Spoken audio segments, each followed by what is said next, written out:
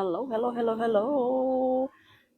Mga kalodi, magandang umaga. Welcome to JM's Vlog. Ayan, for today's video ay gagawa tayo ng face mask.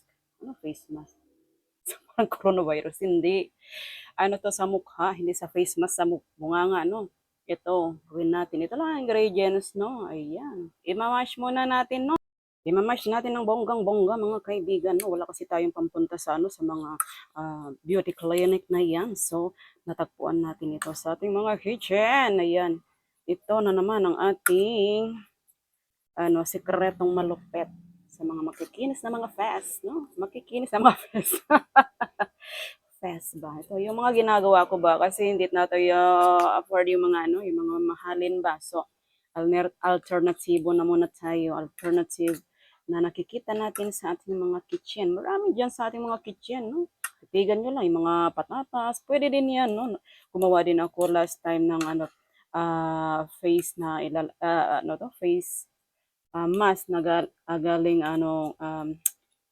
gawa sa patatas. So, gawa tayo ngayon ng face mask natin sa banana. O, di ba? Yung mga monkey, makikinis ang mukha. So, gayahin natin ang mga monkey.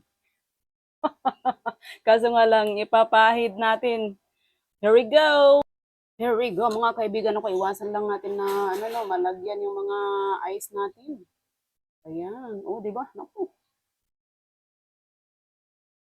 Ayan, ipahid-pahid mo lang. Kung may kasama ka naman, pwede naman siyang i-mask mo sa, yung paggawan mo ng, ng trabaho nito. Minsan din nilalagay ko siya ng tissue, pero tinamad ako maglagay ng tissue ngayon. So, ganyan lang siya. Bababad mo lang siya ng 15 minutes. And then, rinse mo siya ng maligam-gam na tubig. O, yan na. Tapos, kuskusin mo siyang mukha mo ng yelo. O, diba? Yan, makinis na yung mukha mo. Ay, may tips na kayo kung paano pa-beauty tips na low budget ba. Yan lang po. Hanggang sa muli. Ayan. Face mask, banana. Okay? Thank you for watching.